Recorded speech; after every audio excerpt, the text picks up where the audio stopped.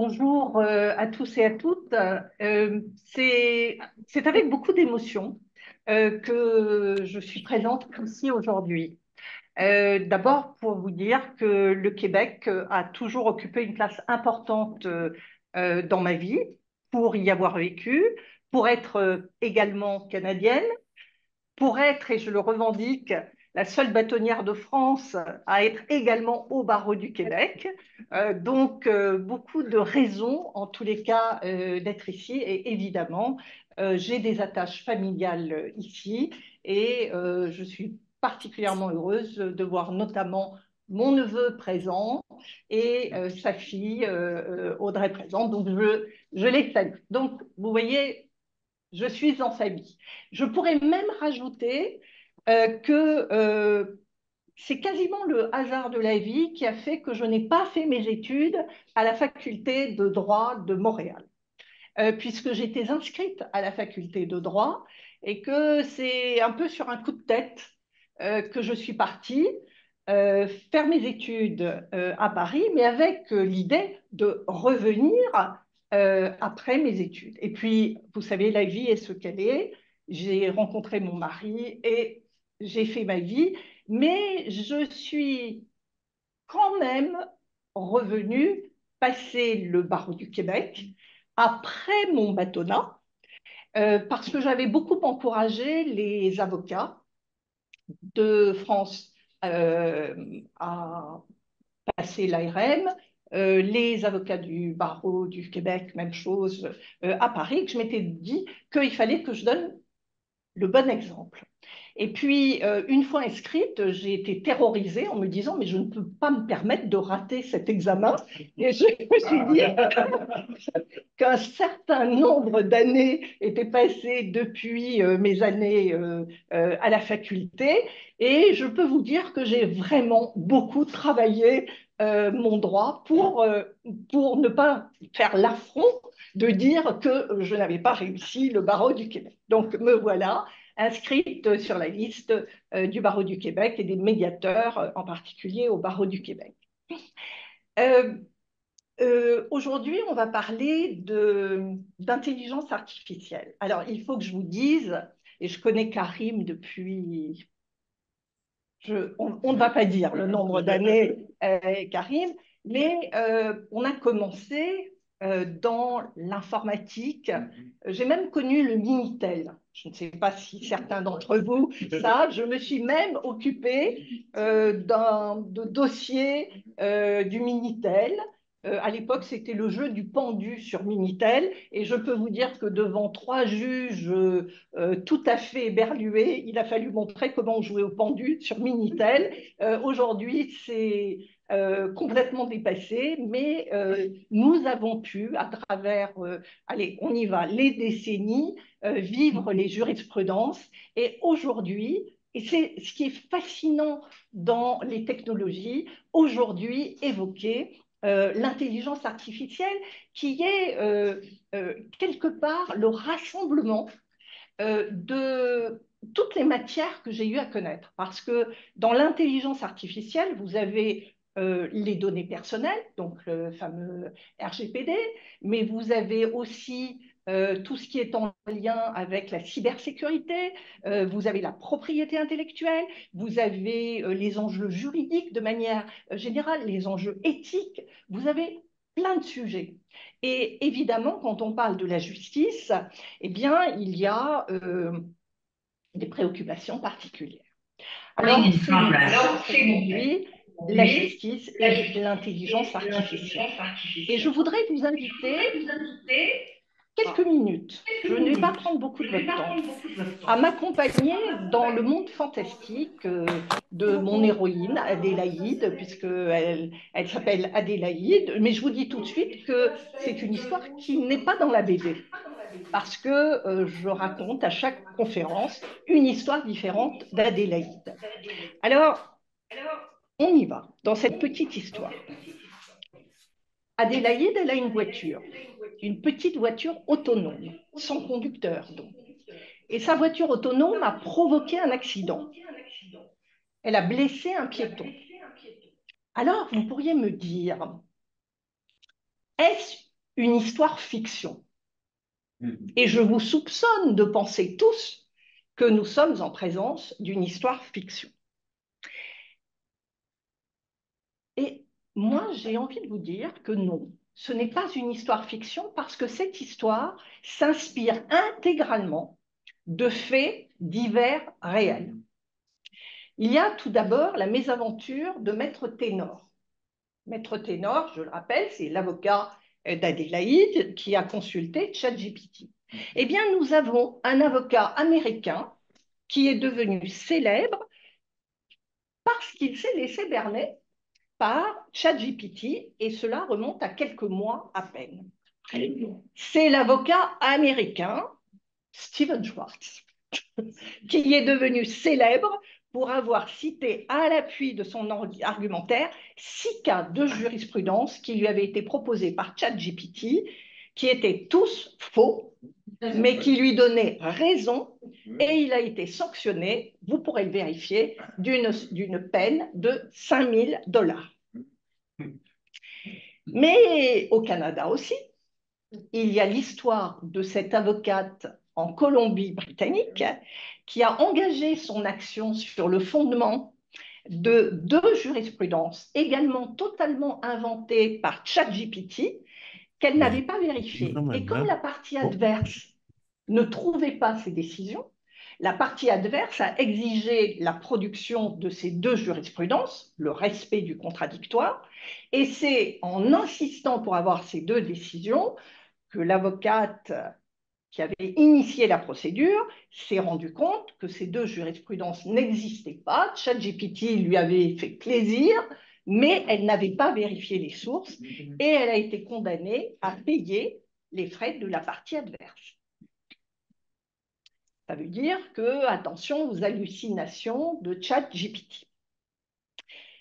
S'agissant de la voiture autonome, vous pourriez vous dire c'est de la fiction parce que finalement, les voitures autonomes, il y en a très peu et finalement, vous n'en entendez jamais parler. Mais si, si. Vous avez plusieurs faits divers qui ont défrayé la chronique. Je vous donne les exemples. Vous avez une voiture, je ne vous donne pas le nom de la compagnie parce qu'on ne va pas faire de mauvaise publicité, mais qui est dédiée aux véhicules autonomes et qui a eu du mal à se conformer aux instructions d'un policier. Le policier lui a demandé de s'arrêter, refus d'obtempérer, et les passagers se sont retrouvés dans l'incapacité d'ordonner à la voiture de s'arrêter immédiatement. Donc, le cas existe, le concepteur n'avait pas anticipé le cas d'un policier qui vient enjoindre au véhicule autonome de s'arrêter. Vous avez également le cas d'une voiture qui a mal évalué les mouvements d'une camionnette qui n'était pas garée correctement parce qu'elle était à cheval sur 2 voies. Sentiment qu'il y en avait une que la voiture allait tourner, mais qu'en fait, elle allait tout droit. Donc, l'orientation des roues pouvait laisser penser qu'elle allait tourner à gauche alors que la voiture était tout droite. Et cela provoquait la collision entre 3 véhicules, provoquant des dégâts, certes matériels, mais vous avez concrètement une affaire de voiture autonome hors contrôle, ou en tous les cas n'ayant pas été programmée pour réagir correctement. Je peux continuer.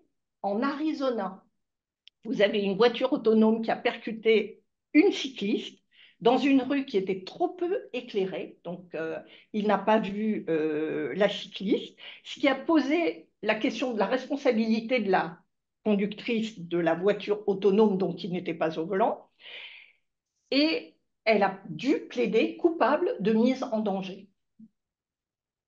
Et puis, parce que ce sujet me plaît, vous avez à San Francisco un robot-taxi qui a percuté un camion de pompiers en intervention.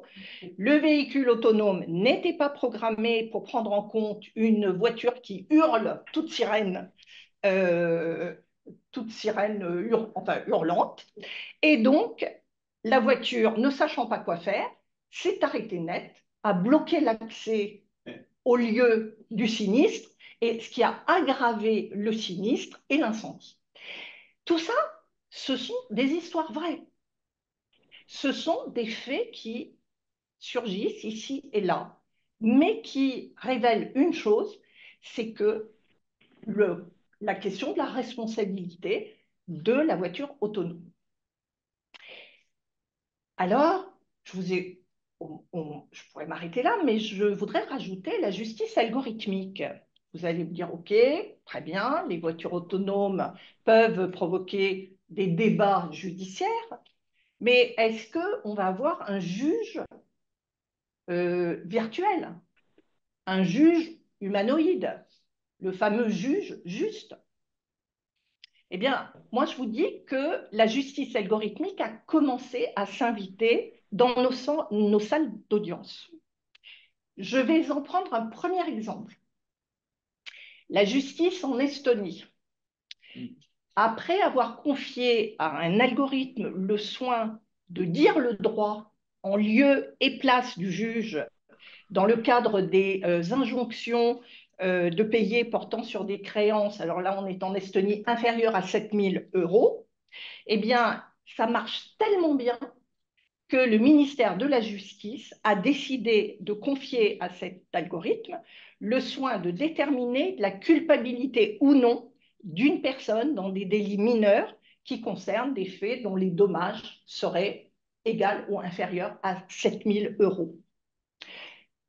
Et je peux vous dire que pour avoir participé à un débat à la Cour de cassation à Paris en présence de la sous-ministre en Estonie, j'ai eu une discussion avec mon interlocutrice sur le thème dans quel cas est-ce qu'on peut imaginer de confier à un juge algorithmique le soin de rendre une décision.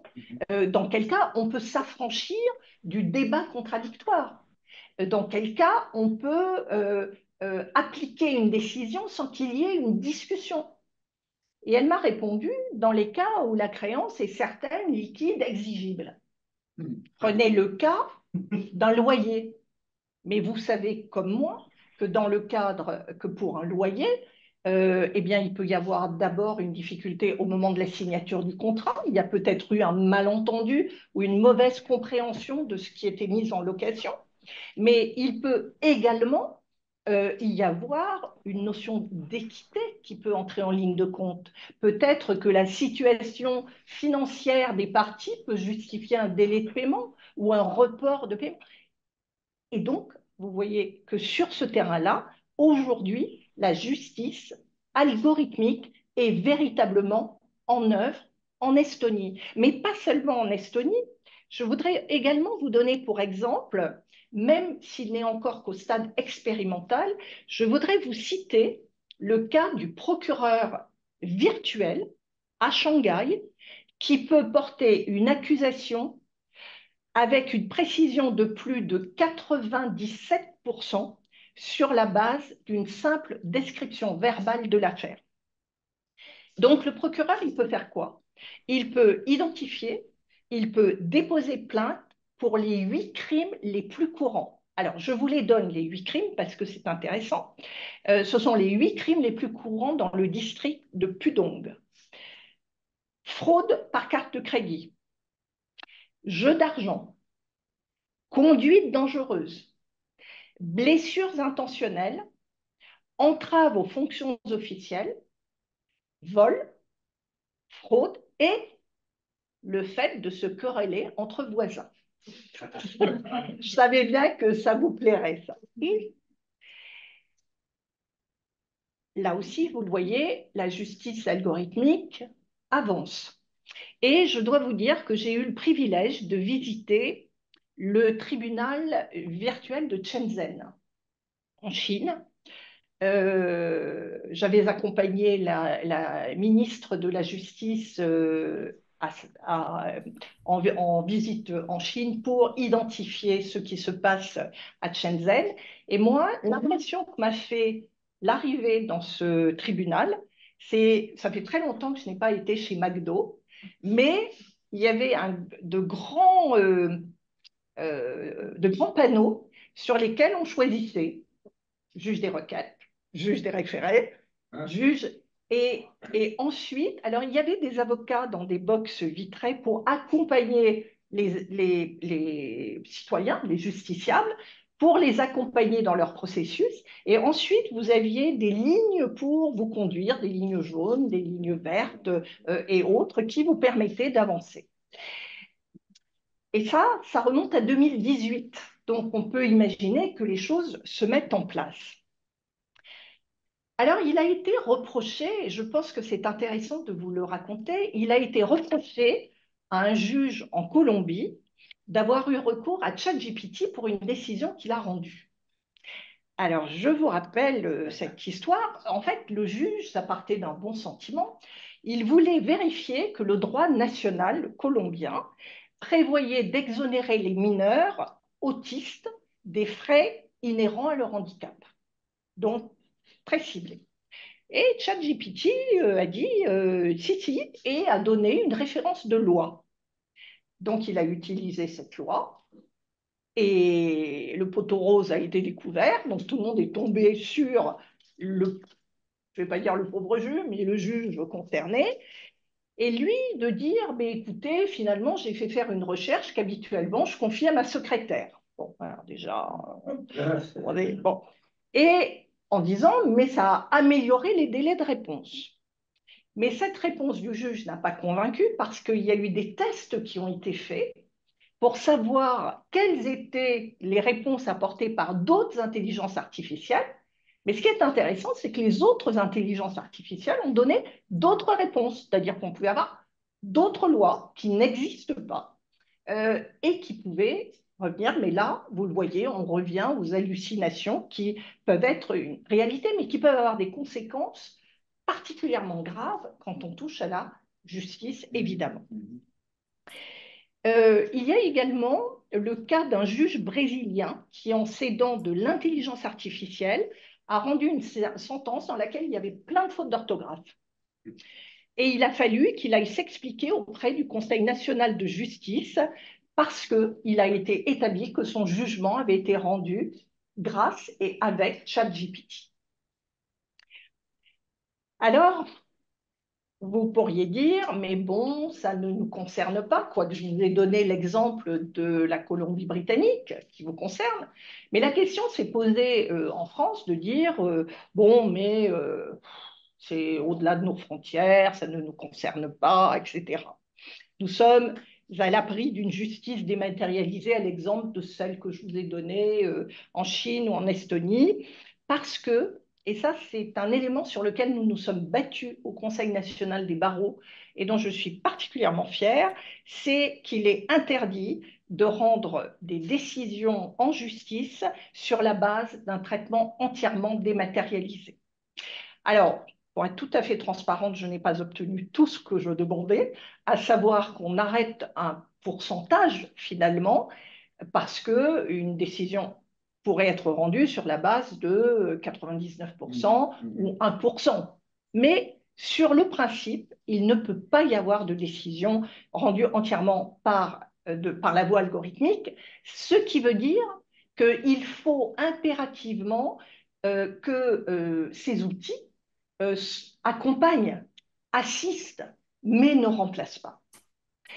Et le règlement de l'AI Act, qui a été confirmé là au mois de juillet 2024, l'interdit également, considérant qu'en matière de justice, nous sommes dans des systèmes d'intelligence artificielle à haut risque et qu'il est totalement interdit de se substituer à une décision qui a autant d'importance que ces décisions rendues en matière de justice. Pour autant, j'ai envie de vous dire que la justice prédictive et la justice algorithmique se sont déjà invitées dans nos salles d'audience. Pourquoi? Je vais en prendre un exemple qui a été un combat que nous avons mené au Conseil national des barreaux contre un décret dont vous avez peut-être entendu parler, qui est le décret DataJust. Le décret DataJust est un décret qui date de mars 2020, période de Covid. Je vous dis tout de suite, le projet a été abandonné. Je ne sais pas pour quelle raison, mais je suis très contente qu'il ait été abandonné. Alors, que prévoyait ce décret?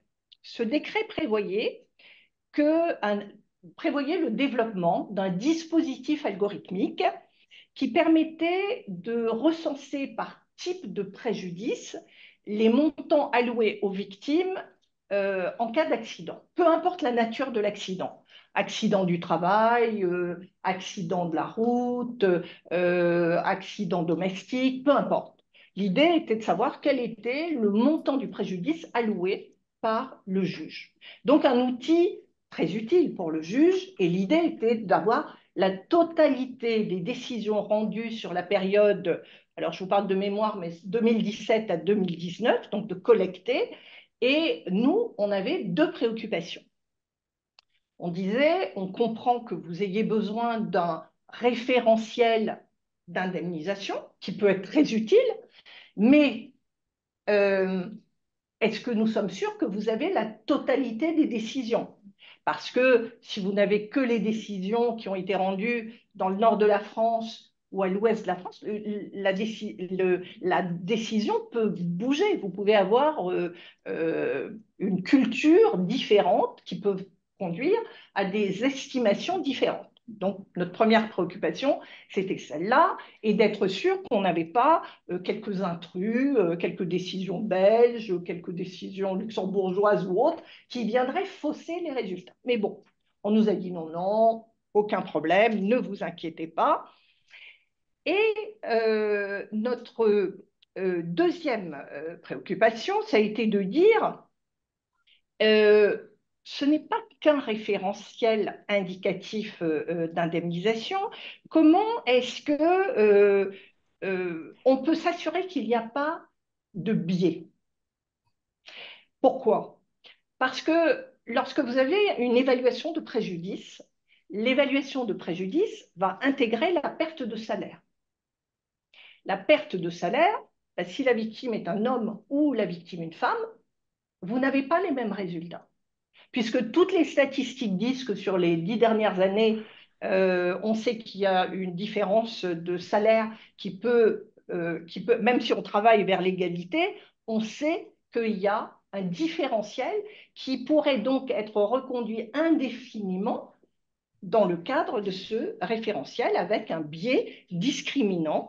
Euh, et nous avons demandé qui finalement intervenait dans la collecte des données. Est-ce que c'était un homme, une femme? Qui finalement était en mesure d'intervenir? Est-ce que c'était un juriste? Est-ce que c'était un informaticien? Il n'y avait pas de transparence sur la manière dont c'était fait. Et cette question, elle n'est pas neutre parce qu'aux États-Unis, vous avez un logiciel qui est utilisé par une soixantaine de juridictions qui s'appelle Compass. Alors, Compass, ça veut dire, je vais le dire avec mon accent, Correctional Offender Management Profiling for Alternative Sanctions. Vous avez tous compris.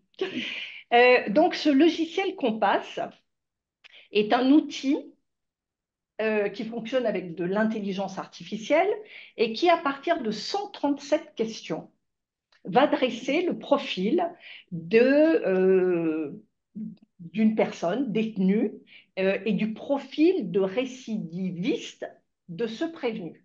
Mais à partir de questions qui peuvent être quelle origine, dans quel quartier vous avez vécu, combien de fonctions vous avez occupées. Donc, à partir de ces 137 questions, à l'insu pratiquement de la personne qui ne peut même pas corriger nécessairement ces informations, eh bien, vous avez des profils qui sont dressés. Et évidemment, des ONG sont montées au créneau pour dénoncer des biais raciaux. Et aujourd'hui, malgré cela, le dispositif continue à être utilisé. Je ne pense pas qu'il ait été corrigé. En tous les cas, les biais sont une réalité. Et dans la justice algorithmique, encore une fois, nous touchons à des systèmes à haut risque qui peuvent avoir des impacts importants, évidemment, sur la vie des personnes. Alors, au vu de tout ce que je viens de dire, la question pourrait être de savoir est-ce que l'intelligence artificielle est une opportunité ou pas? Est-ce que c'est une opportunité pour les avocats et les magistrats? On peut dire oui, c'est une opportunité, bien sûr, parce que l'intelligence artificielle va permettre d'exécuter des tâches qui nécessitent généralement de l'intelligence humaine. Ça va inclure les compétences, le savoir, la résolution de problèmes. On va pouvoir aller beaucoup plus vite. Il va y avoir la reconnaissance des motifs, la compréhension du langage naturel, enfin, tous les arguments que vous pouvez imaginer pour offrir, notamment aux avocats, mais aussi aux magistrats, une assistance de qualité, tout particulièrement dans des activités chronophages comme, je ne sais pas, les due diligence. Est-ce que demain, les due diligence seront faites uniquement par l'intelligence artificielle? Ça va permettre de générer des textes académiques, ça vous le savez, des résumés d'articles, de synthèse, rédiger des conclusions à partir des arguments, de différents arguments. Et on peut même imaginer de magnifiques PowerPoint qui pourraient apparaître magiquement sur la base de ce que je suis en train de vous raconter. Je dois vous dire que nous utilisons au cabinet depuis le 1er juillet un système d'intelligence artificielle. Et je dois dire que je suis très impressionnée par les résultats. Je vais vous donner un exemple. J'ai demandé, puisque je savais que vous allez intervenir aujourd'hui, j'ai demandé à mon système d'intelligence artificielle, j'ai su que votre ministre du numérique et de la cybersécurité au Québec avait émis un certain nombre de principes à respecter pour les systèmes d'intelligence artificielle dans le service public, oui, dans tous les services publics. Je pense que c'était ça. Et je voulais savoir s'il y avait un comparatif possible avec l'AI Act, qui a émis un certain nombre de principes. Bon, alors, est-ce que je dois vous dire que j'ai posé cette question à une stagiaire qui m'a dit je n'ai rien trouvé et, et à mon système d'intelligence artificielle qui m'a fait dans 10 secondes et j'ai pu voir qu'il y avait beaucoup de similitudes entre les deux. Donc, c'est un outil formidable. Mais je vous partage avec vous tout de suite cette règle qui me paraît pas mal, qui est que un avocat spécialiste d'une matière ne devrait pas avoir besoin de l'intelligence artificielle pour maîtriser sa matière, et un avocat qui n'est pas compétent dans une matière ne devrait pas utiliser l'intelligence artificielle pour se prétendre spécialiste. Je ferme la parenthèse. Et vous en faites ce que vous voulez. Et pour les magistrats, je vous ai parlé des avocats, mais pour les magistrats, on pourrait imaginer que, outre le gain de temps, l'intelligence artificielle peut apporter un éclairage intéressant sur les précédents et gommer les biais personnels du juge, qui peuvent être aussi une difficulté. Mais on peut aussi considérer que l'intelligence artificielle est un danger pour nos professions, qu'elle pourrait nous faire perdre la dimension humaine de notre exercice professionnel. Prenez l'exemple tout à l'heure que je vous ai donné sur le loyer. On applique sans tenir compte de la situation précaire du par exemple. On pourrait rappeler qu'un avocat, au-delà de la compétence et de la connaissance juridique, il lui faut de l'expérience, du savoir, du savoir-faire, du savoir-être, et qu'il y a toujours la singularité du dossier, que l'abattage des dossiers ne se confond pas avec cette capacité de mettre un éclairage et un zoom particulier sur tel ou tel aspect du dossier. On pourrait même dénoncer les risques de voir voler en éclats les garanties protectrices du justiciable. Le secret professionnel, par exemple. Le secret professionnel est une véritable préoccupation. Et vous savez qu'il y a eu des fuites, notamment dans des grandes sociétés, parce que on confie finalement à la machine qui va finalement mouliner des tonnes de données, des milliards de données, et dans ces milliards de données, il y a des éléments de secret professionnel. Il y a la confidentialité. Il y a le respect du contradictoire, il y a la formation professionnelle. On nous embête suffisamment en nous demandant, qu'est-ce qui disait ça tout à l'heure, 30 heures tous les 2 ans. Donc, comment on va gérer ces éléments-là? Et puis, sur le plan éthique, la tentation peut être forte de remplacer des collaborateurs et des stagiaires par de l'intelligence artificielle. Et moi, c'est un sujet qui me préoccupe parce que autant chacun de vous ici aujourd'hui serait parfaitement capable, en ayant le résultat proposé par l'intelligence artificielle, de dire ben non, il n'a pas répondu à ma question, ou je vais affiner ma réponse, ou cette réponse me paraît curieuse, même s'il y a eu des erreurs. Normalement, nous sommes capables de le faire, comme lorsqu'un collaborateur travaille pour nous ou qu'un stagiaire travaille pour nous. On est capable de le faire. Mais on est capable de le faire parce qu'on a mis les mains dans le cambouis. Parce que pendant des années, on a travaillé, on a mouliné, on a compris. Qu'est-ce qui fait l'expérience? C'est de véritablement travailler. Si dans 10 ans, on se projette dans 10 ans, où on n'aura travaillé que avec l'intelligence artificielle et que vous n'aurez plus que des magistrats et des avocats qui auront travaillé exclusivement avec l'intelligence artificielle, la question va être de savoir, mais comment est-ce qu'on va contrer l'algorithme? Comment est-ce qu'on va être capable de renverser une jurisprudence? Comment est-ce qu'on va faire pour s'inscrire dans la rupture d'une ligne qui se met en place? Bon, on reviendra sur les aspects de formation, mais on voit bien ici qu'il peut y avoir une tentation, en tous les cas, de remplacer, mais bon. Donc, ça peut être un danger. Et puis, vous l'avez compris, l'intelligence artificielle peut se tromper et peut induire en erreur. Euh, S'agissant des robots taxis, il y a une statistique qui est intéressante. Il semblerait que 9% seulement des personnes déclarent faire confiance à un robot taxi. Alors, je ne sais pas dans quelle statistique vous vous trouvez, mais c'est intéressant. Alors, pour contrer cette situation, Hyundai a entrepris de faire passer l'examen du permis de conduire à la voiture autonome.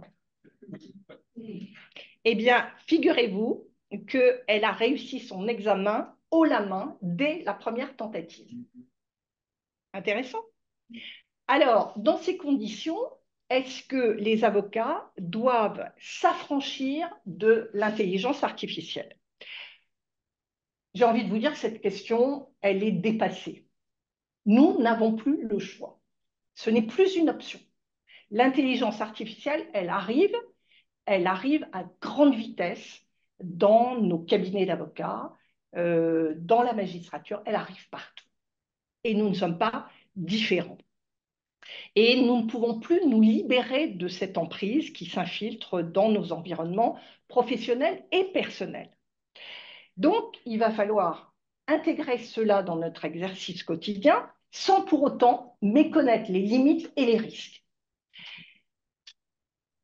Il y a tout d'abord une question qui mérite d'être posée, à savoir quelle serait la responsabilité de l'avocat en cas de solution d'intelligence artificielle erronée ou insuffisamment pertinente.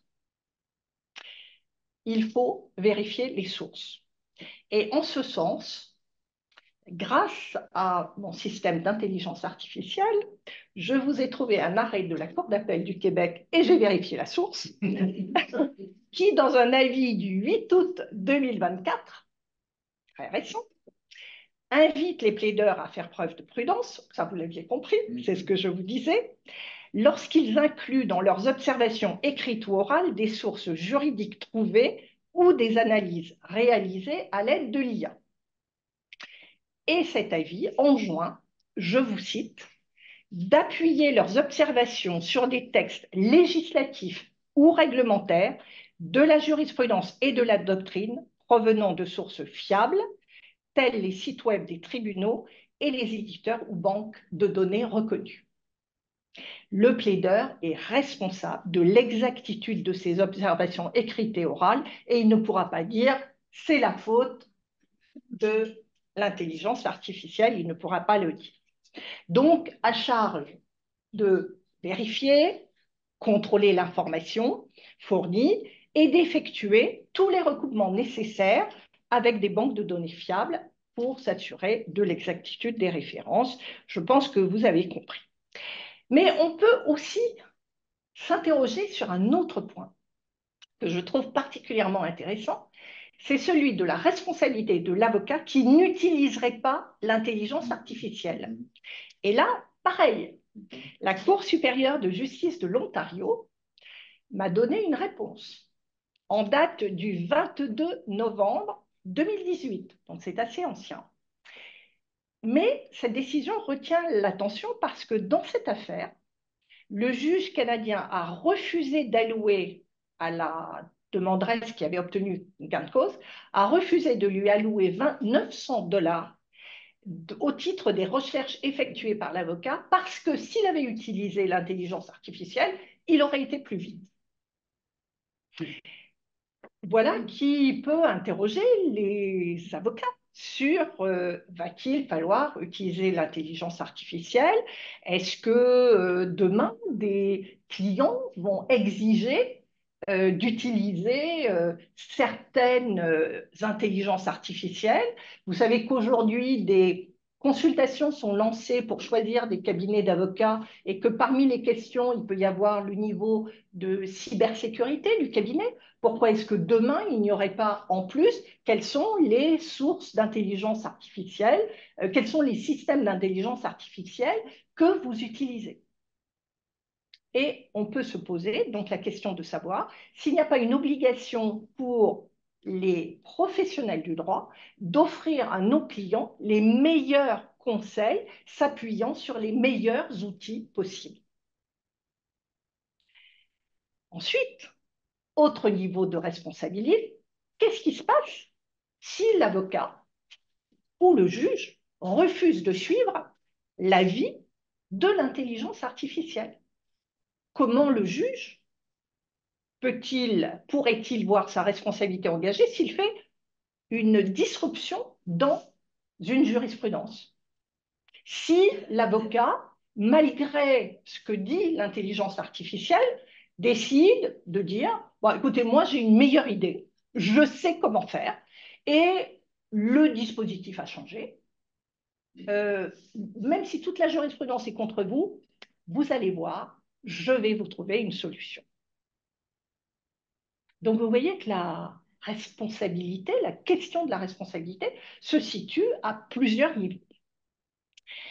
Alors, dans ce contexte, la question peut être comment est-ce que nous pouvons nous adapter? Alors moi, je dis que d'abord, les institutions professionnelles doivent impérativement s'emparer du sujet, notamment pour garantir aux avocats l'utilisation la plus sécurisée possible de l'intelligence artificielle dans le respect des règles déontologiques. Il ne s'agit pas de créer son propre système, il s'agit de mettre des garde-fous. Il s'agit d'abord d'alerter sur les risques, sur les enjeux juridiques, les enjeux éthiques de l'intelligence artificielle et d'encadrer la manière dont il va falloir qu'ils utilisent. Parce que les avocats et les magistrats sont des utilisateurs de l'intelligence artificielle, mais ce ne sont pas des utilisateurs comme les autres. Ils sont tenus à des obligations de déontologie, de règles. Et encore une fois, nous sommes dans ce système d'intelligence artificielle très particulier du domaine de la justice. Alors, selon moi, il y a ce premier chantier que j'ai évoqué très rapidement, qui est celui de la formation, qu'il faut impérativement faire évoluer.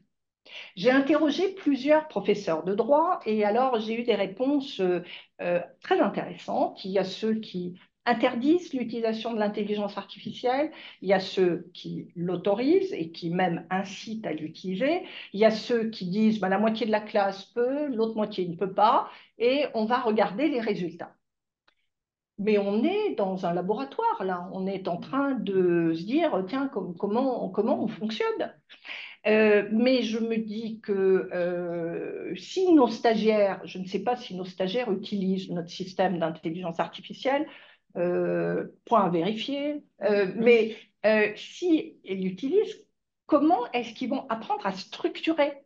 Parce que ce qui sort de la machine est remarquablement structuré. Donc, ça s'apprend. Donc, il y a ce chantier-là, mais la formation, elle commence à l'université. Elle commence avant les écoles d'avocats, puisque nous avons des écoles d'avocats en France, mais vous l'avez aussi au Québec. Mais ça veut dire que l'intelligence artificielle, elle rentre dans le champ de tout ce qui est enseignement, formation. Qu'est-ce que ça apporte? Comment ça apporte? Mais surtout, comment est-ce qu'on peut challenger l'algorithme? Cette préoccupation est, me semble-t-il, importante, essentielle pour l'ouverture de la réflexion. Et il faut s'assurer, à mon sens, que les acteurs du monde judiciaire suivent le mouvement de la société, donc sachent se servir de l'intelligence artificielle, mais ça me paraît tellement important d'être capable encore d'opérer des revirements de jurisprudence. Voilà, de ne pas se conformer à une justice passéiste, figée, parce que le principal risque, c'est la duplication perpétuelle de mêmes règles. Le deuxième chantier consiste, euh, vous le savez, aujourd'hui, il y a la culture anglo-saxonne dans le droit et la culture continentale. Deux approches du droit qui tendent à se fondre grâce au pouvoir, ou à cause du pouvoir, comme vous voudrez, du pouvoir des intelligences artificielles. Parce que les éditeurs sont de plus en plus internationaux. Les grands éditeurs du droit qui se battent pour occuper le terrain des systèmes d'intelligence artificielle ben, s'inscrivent dans la culture du précédent. C'est-à-dire que c'est la culture anglo-saxonne qui, globalement, s'inscrit, puisque c'est toujours le précédent qui va avoir vocation à s'appliquer. Pour illustrer mon propos, lorsqu'une loi sort en droit continental, une loi sort, elle anéantit toute la jurisprudence antérieure. Vous pouvez aller regarder si ça vous fait plaisir, mais elle est inopérante. Dans l'approche anglo-saxonne, ben, tout est important. Tout est important. Donc, on a cette différence qui peut uniformiser l'approche générale parce que les éditeurs ne vont pas pouvoir faire forcément la différence. Donc ça, c'est, me semble-t-il, un deuxième chantier.